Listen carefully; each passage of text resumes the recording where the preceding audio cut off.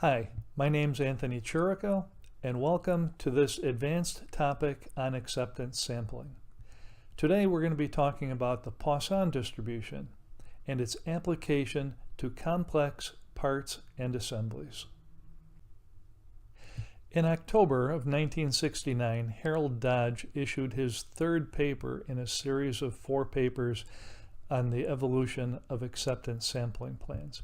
And in this third paper, he talks specifically about the Poisson distribution and its application to complex parts and assemblies.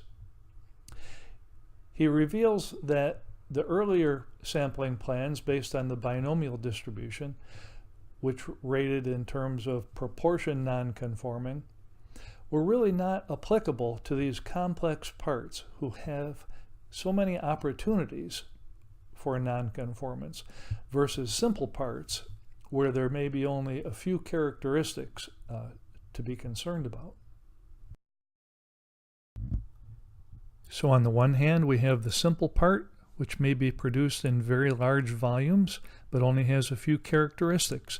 And this was the intention of the binomial distribution and proportion nonconforming. On the other hand, we have the very complicated part with 10,000 or maybe even 20,000 opportunities for nonconformance. Typically, these parts are produced in very low volume, 20 parts, 10 parts. And here the Poisson distribution becomes our friend. So let's take a look at the Poisson formula. On the left-hand side, we have the Greek symbol beta, which is consumer risk, probability of acceptance, and then the right-hand side we have the Greek symbol lambda, which is a rate. Typically this is the average number of nonconformities per unit or in the sample. And we have the letter X, which is the number of nonconformities in the unit or in the sample. So there's provision to have multiple nonconformities in a unit. And we have the natural constant E.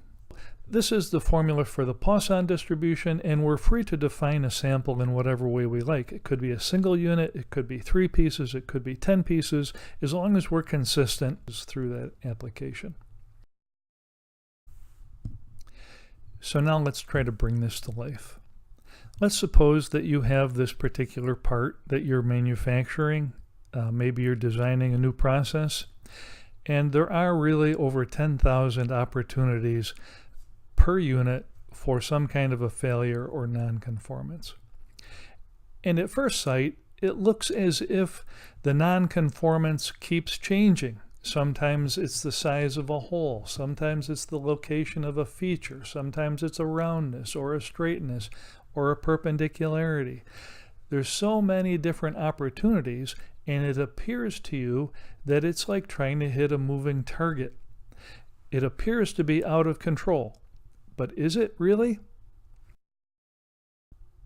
You have found through your experience that even though the nonconformance changes, you can expect on average to have about 2 nonconformances in a 5-piece sample.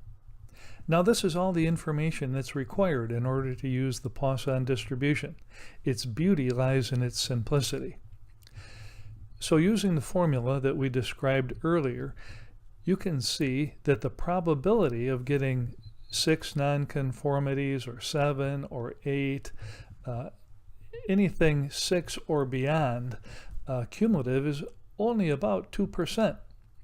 So you can set up a sampling plan based on this information. You will accept on 5 nonconformances and reject on 6. This is a process control specification. So in review, we know that lambda is equal to 2 from our experience. We know that we have set n equal to 5.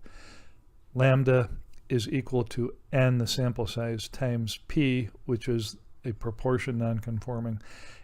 And so by division, 2 divided by 5 is 0.4. So P is equal to 0.4, and the AQL is 100 times that value. So the AQL in this case is 40. And we use the Poisson distribution to define what the probability is of getting 0 nonconformities in the sample, or 1 nonconformity, or 2, or 3, or 4, or 5, because we will not always get the process average of 2 every time we sample. And so we need to find a decision line to determine how many nonconformities is too many. And we can see that more than 5 is too many, and there's only a 1.7% chance that we would get more than 5 nonconformities in the 5-piece sample if our process average is 2. So here's where it gets really interesting. If you refer to Mill Standard 105 or ANSI ASQZ 1.4, single sampling plans for normal inspection, and you conclude based on your studies that on average you have 2 nonconformities in the 5-piece sample, that's 40%, or 40 in 100.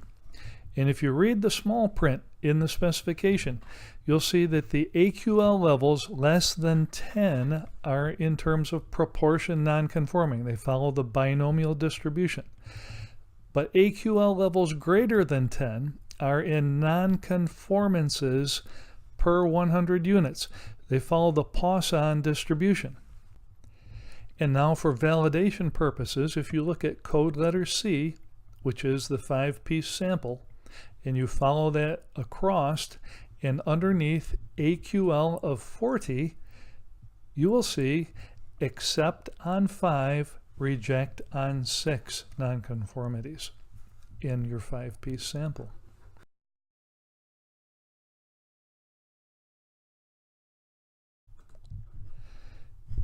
So there are some nomographs, such as this one I've got shown here, which I've taken from Leslie Simon's book, Engineer's Manual of Statistical Methods. And I've drawn a blue line which shows the reject number 6. And the first red line off to the left is the process average of 2 nonconformities. And you can see that there's only a possibility of less than 2% of getting 6 or greater nonconformities. And then off to the right, there's another red line that I've shown, which is at 9.25.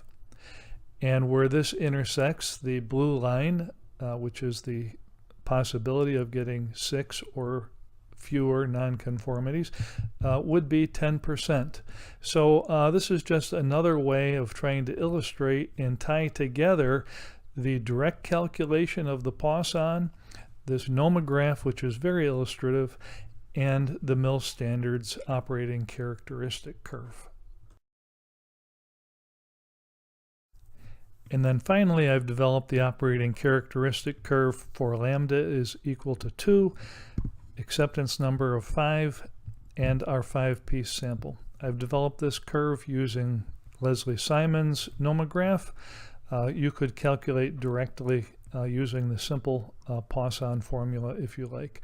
But this is the operating characteristic curve for that sampling plan directly for the 5-piece sample without having to use the Mill Standard 105 operating characteristic curve. We're now going to take a look at the Mill Standard 105 operating characteristic curve, and in particular we're going to be looking at the lot tolerance percent defective point. This is the point which has a 10% probability of acceptance. The operating characteristic curve is a curve of beta risk, the probability of accepting a process that's worse than the AQL value. And when we look at the Mill Standard 105, we have to understand that it is in terms of nonconformities per 100 units. So we have to do a conversion. We will first be dividing by 100, and then second, multiplying by the sample size that we're using. So we will show that Mill Standard 105 is using 185. We'll divide by 100, multiply by 5, and that gives us an answer of 9.25, and we'll show how this comes back together. So when we examine the operating characteristic curve for Mill Standard 105, we see clearly that the lot tolerance percent defective point is 185 nonconformities per 100 units. So we have to do the conversion that I just described in order to convert this back to the lot tolerance percent defective point for our 5-piece sample. So the operating characteristic curve here is contrasting the AQL process average against bad quality, the LTPD point.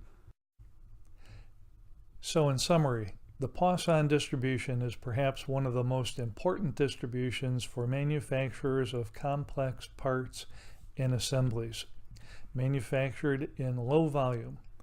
The Poisson distribution has no provision for sample size or lot size. It's a process control specification and one of the best kept secrets of Mill Standard 105. So thanks for watching. I'll see you in the next video, and have fun sampling.